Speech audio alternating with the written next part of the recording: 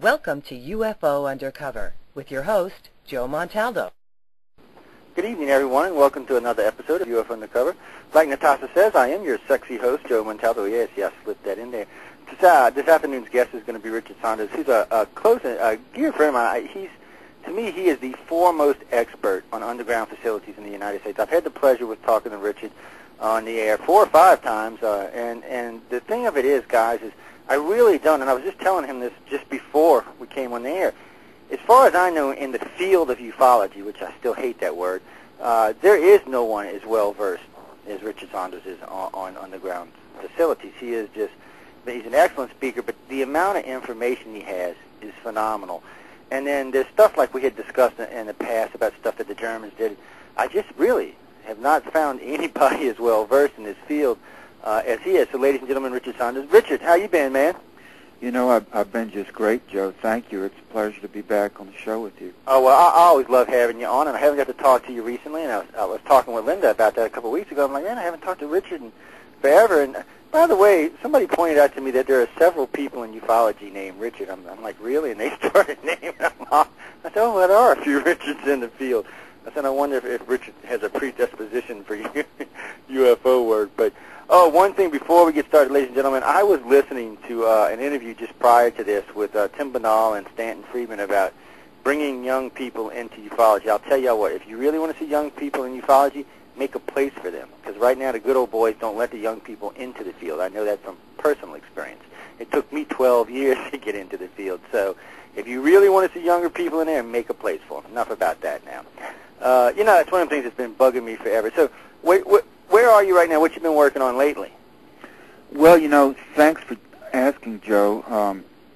For a long time, I lived in Texas. Currently, I'm living on the East Coast, and after that, I don't know where. I'm kind of my life situation is very fluid at this point, but I think the whole world is in a state of flux right now. Oh, yeah. My most recent book is now in pre-publication production. It's being formatted and should be out, I hope, by the end of the year. The writing is finished. It just needs to be formatted and printed up at this point. And the title of it is Hidden in Plain Sight, On Beyond the X-Files. Of course, as soon as it appears, I'll do a round of radio interviews to introduce it to the public, and it will be available for sale at all the usual places, both online and off. The book actually carries my research. It broadens and deepens my research. If you found what I've done to this point interesting, then you'll certainly find this book interesting as well. I go into some other areas that I didn't explore before, or at least not in as much depth. One thing that I do is take my research and extend it further back into time in previous decades of the 20th century, and I even go back into the 19th century. And Joe, as I've gone along, I just discover more and more information. I want to emphasize that I have never worked for any government agency, whether military or civilian, and I have no security clearances now. I never have had. So all of my research stems from information or relies on information that I find on the public record in the open literature. To my knowledge, I have never gotten my hands on a document, article, or any type of information that is classified, at least at the time that I had it or obtained it. I have obtained some declassified papers, articles, documents over the years. But everything I have has come off the open record, and it's been astonishing to me that so much information is on the open record, leading me to suspect that what is still classified must far outstrip what I have found, because what I have found is surely the crumbs that have been permitted to slip through the cracks. So I don't have any doubt at this point that what's going on underground, and I hasten to add also undersea, must be vast in scope. I don't have any doubt that it is heavily funded, and here we're talking not just billions, but maybe even into the trillions for all that I know. And we're talking about high technology, sophisticated technology,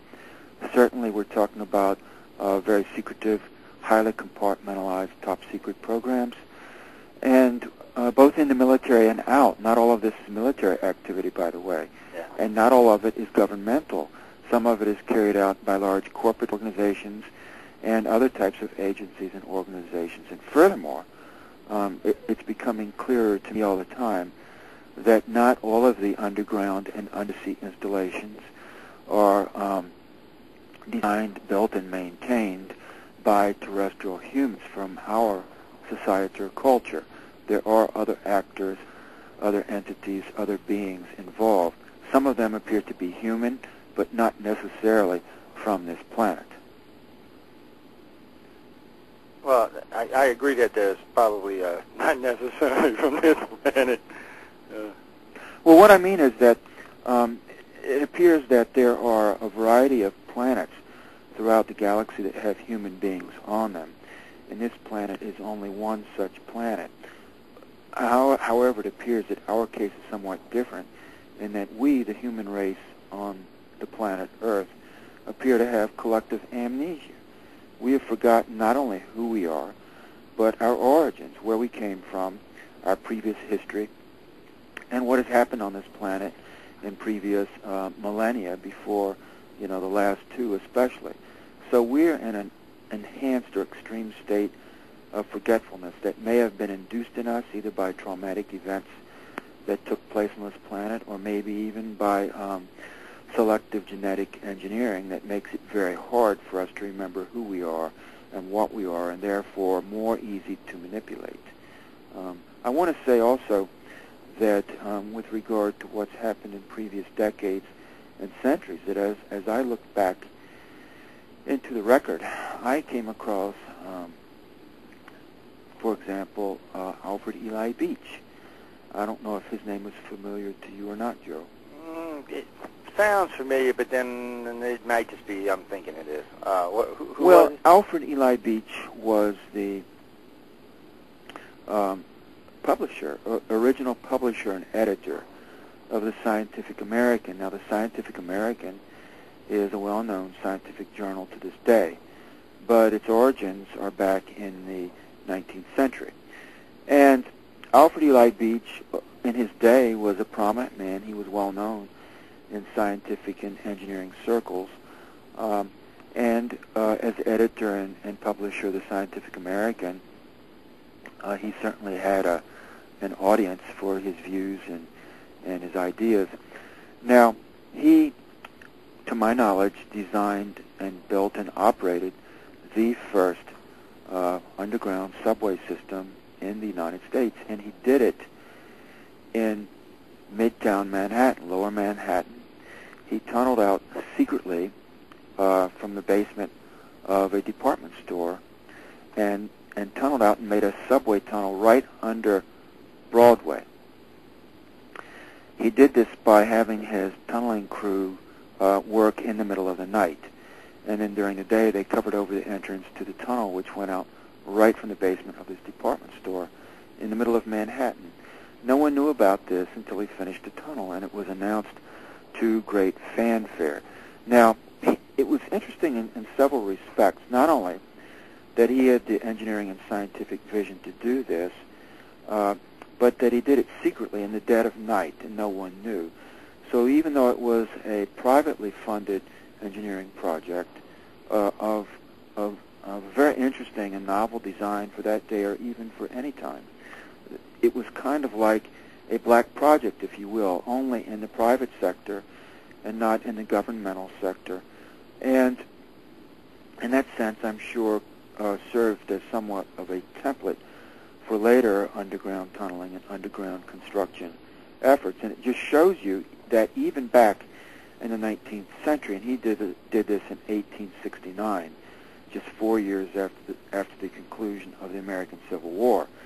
But it shows you that you can carry out a major underground activity right in the middle of New York, in Midtown Manhattan, right under everyone's noses without them knowing what's going on.